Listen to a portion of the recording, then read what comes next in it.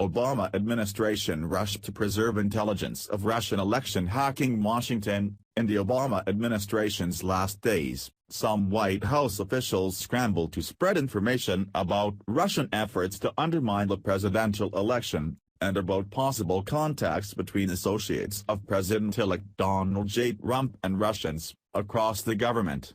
Former American officials say they had two aims: to ensure that such meddling isn't duplicated in future American or European elections, and to leave a clear trail of intelligence for government investigators.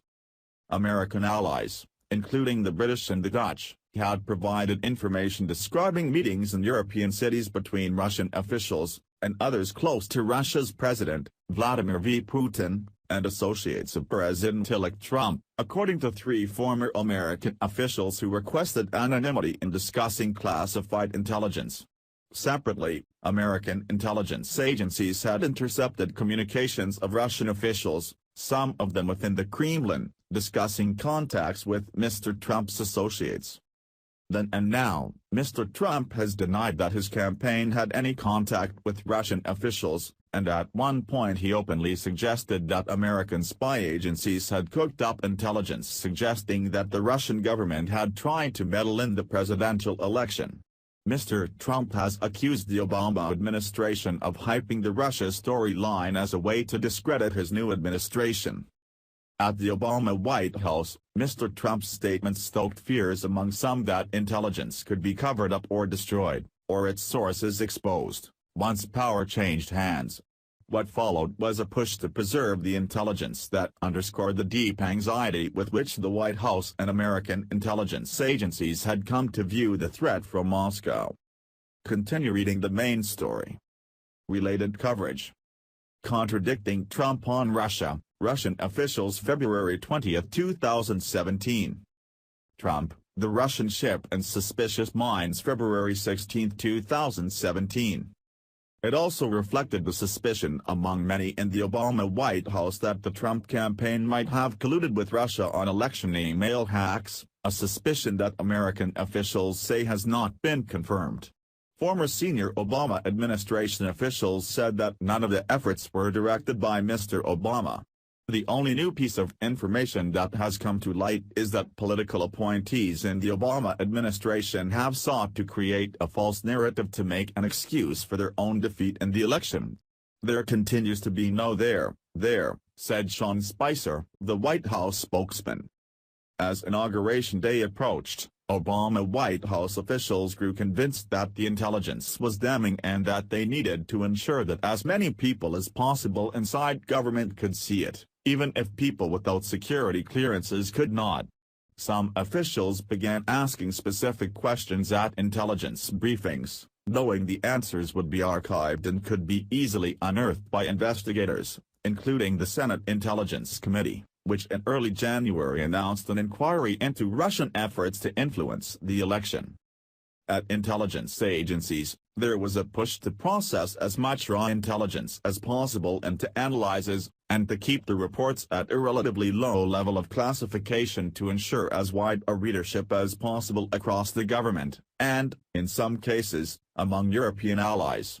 This allowed the upload of as much intelligence as possible to Interpedia, a secret wiki used by American intelligence analysts to share information. There was also an effort to pass reports and other sensitive materials to Congress.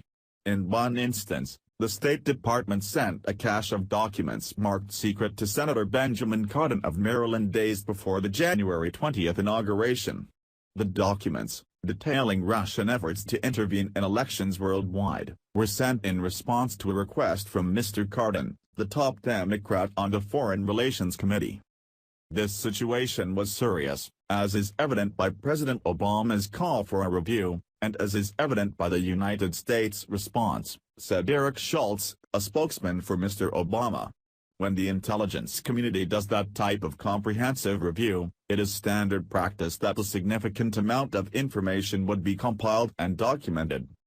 The opposite happened with the most sensitive intelligence, including the names of sources and the identities of foreigners who were regularly monitored.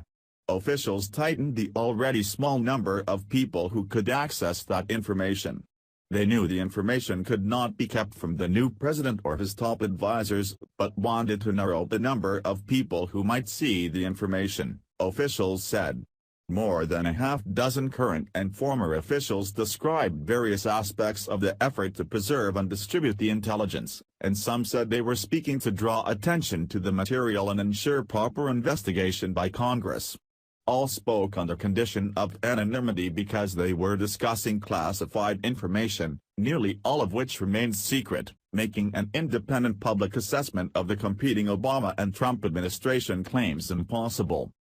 The FBI is conducting a wide-ranging counterintelligence investigation into Russia's meddling in the election, and is examining alleged links between Mr. Trump's associates and the Russian government.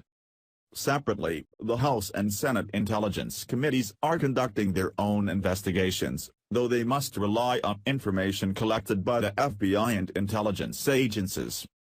At his confirmation hearing on Wednesday, former Senator Dan Coats, Mr. Trump's nominee for Director of National Intelligence, told the Senate Intelligence Committee that "I think it's our responsibility to provide you access to all that you need." Some Obama White House officials had little faith that a Trump administration would make good on such pledges, and the efforts to preserve the intelligence continued until the administration's final hours.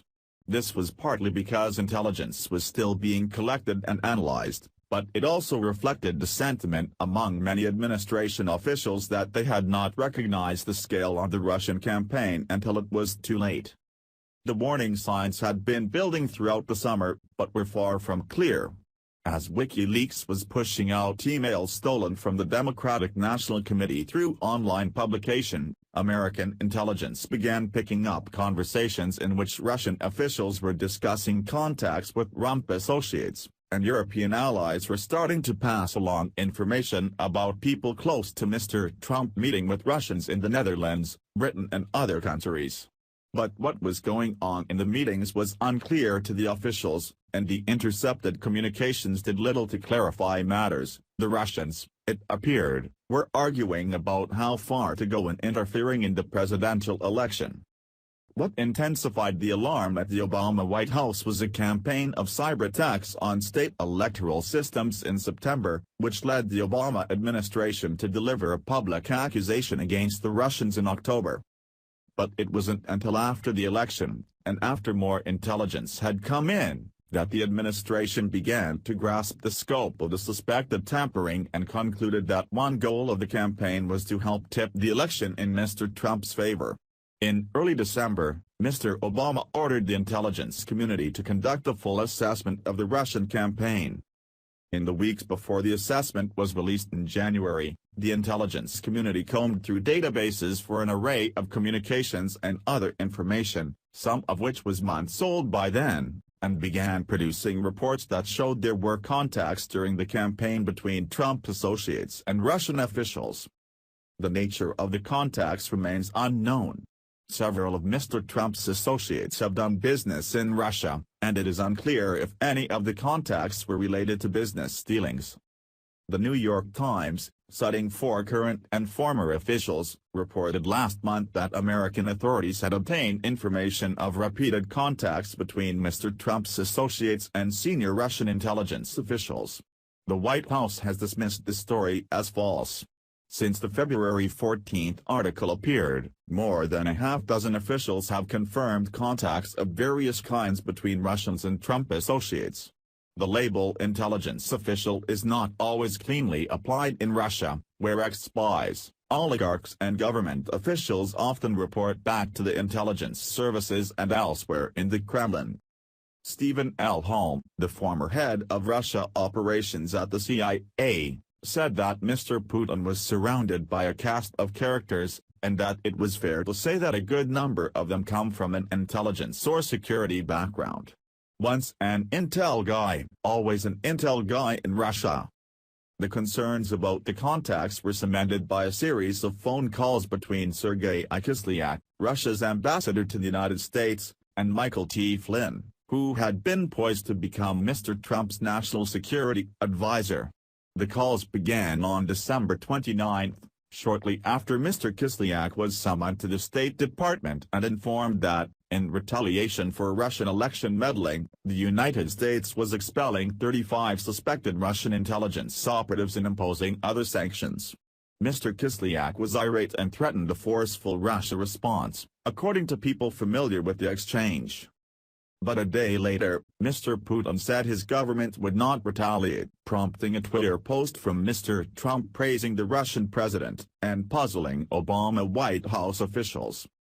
On January 2, administration officials learned that Mr. Kislyak, after leaving the State Department meeting, called Mr. Flynn, and that the two talked multiple times in the 36 hours that followed. American intelligence agencies routinely wiretapped the phones of Russian diplomats, and transcripts of the calls showed that Mr. Flynn urged the Russians not to respond, saying relations would improve once Mr. Trump was in office, according to multiple current and former officials.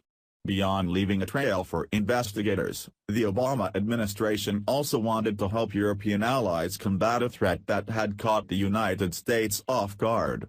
American intelligence agencies made it clear in the declassified version of the intelligence assessment released in January that they believed Russia intended to use its attacks on the United States as a template for more meddling. "We assess Moscow will apply lessons learned," the report said, to future influence efforts worldwide, including against U.S. allies.